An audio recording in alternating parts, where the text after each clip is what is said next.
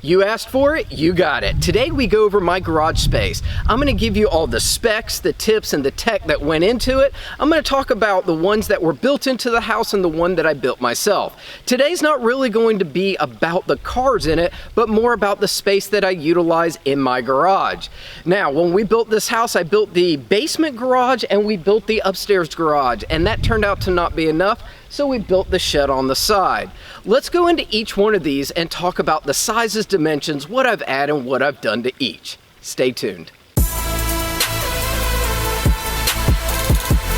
Hey guys, John Engel here, and I've got some great news.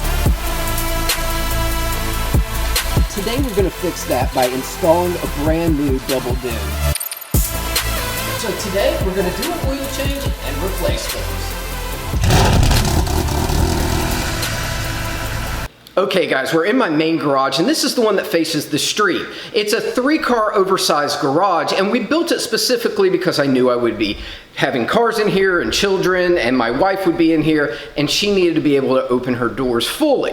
Now, this is 41 long and 27 wide. I wish that we had made it a little wider so that you could pull a car all the way up and then a car behind it. Right now, you can't do that. With the lift in here, I can fit 4 cars very easily, and another lift will go where the Bentley is right now, and that will allow me to fit 5 cars in this garage.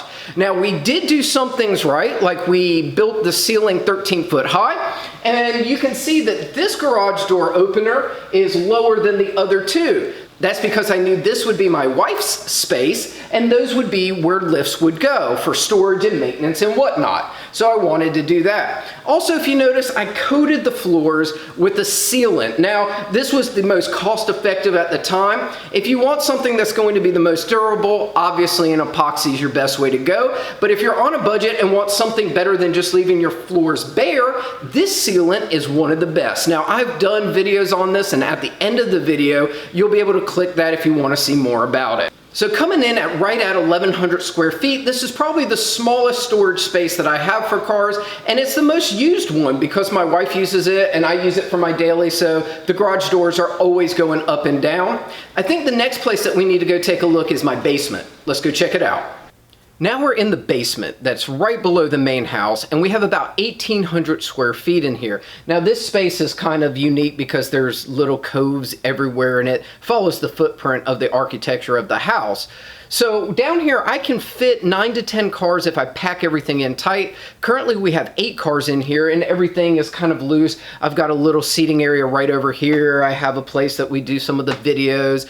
I have a projector up there so that you can do everything down here that you want, but the best part about it is it's air conditioned, heated and cooled down here in the basement. So while I was upstairs sweating in my garage, I can come down here, and if I do need to do something simple or work on a car, I can definitely do that. So one of the downfalls of the basement is the ceiling's at 9 foot. So I really can't put a lift down here. I can use my quick jack setup, which works out really well, but it doesn't have a lot of the usability other than just for storage, and it is one of the places that I keep some of the nicer cars because it is air conditioned and heated, and I want to make sure that they stay as nice as possible.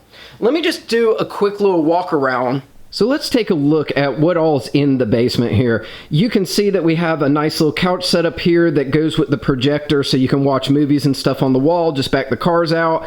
Over here in the corner is the Model A. Don't mind those bags, that was just there for a video that we shot.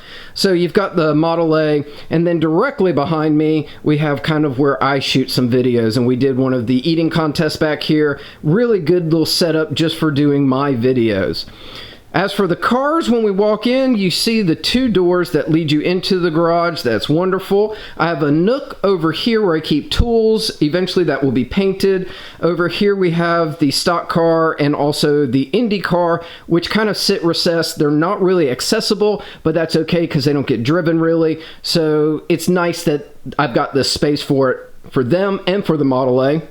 Here are cars that I drive more often. I've got the Z06 and the Prowler. The Cobra R is kind of put into a little nook, and it doesn't get driven as much, so that's why we've got the Viper and the Ferrari, which don't get driven as much as the Prowler and the Corvette, but do get driven. So this is 1,800 square feet, what I just showed you. Everything that is behind these walls This is going to be behind this wall, a bathroom eventually, just don't mind the mess. Back there is where we have storage and the furnace and the air conditioning handler and everything. And then in here is kind of like my work area. I haven't done anything to it. It's a mess, but it's just got the standard stuff like nuts and bolts, and I've got a little work area that when I'm working on projects, I can do it in here. The floor in here is just the bare concrete. Never sealed it, never stained it, never did anything to it.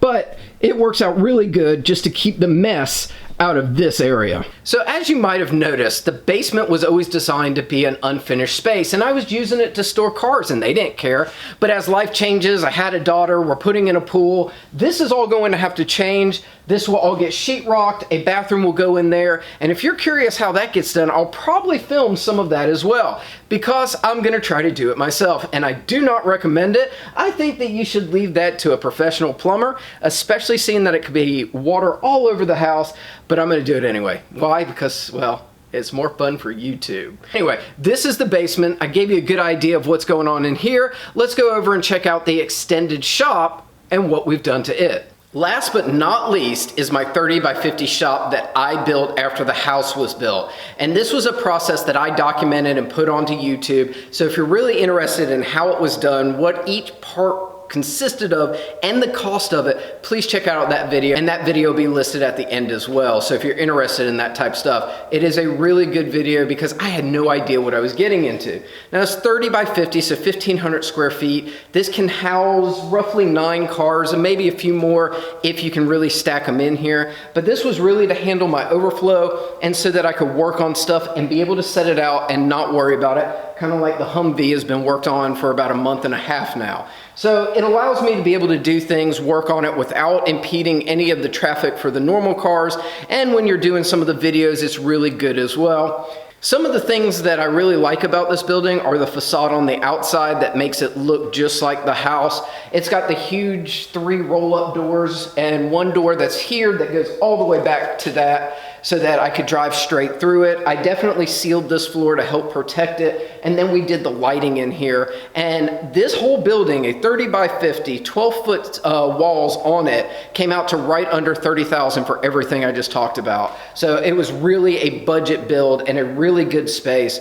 Now here in the summer, it is hot in here, and I think that insulation and an air conditioner is probably going to be needed for next summer, but this summer we're okay. Okay, let's do a quick recap on what we saw. First was the upstairs garage, which is 27 foot deep, 41 foot wide, 13 foot ceilings so that we could get those 4-post lifts in there. And we've got one in there now, which I don't know how I lived without that for as long as I did, but another one will be going into the other spot, and I will be able to safely put 5 cars. Right now I can only put 4 cars in there.